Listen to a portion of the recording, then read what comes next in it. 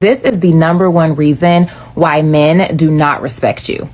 Let's go. You don't know how to tell men that you really like? No. A lot of times when we come across a guy that we really are into, we get stuck on him and it gets really, really hard for us to tell him no. And that's why when he finally texts you back after 5 hours of going ghost, you always reply. If he calls you at 1 o'clock in the morning, you always answer. If he tells you to come over to his house last minute, you run your little tail right on over there. And respect women who have standards because they can feel it in your energy when they've got you.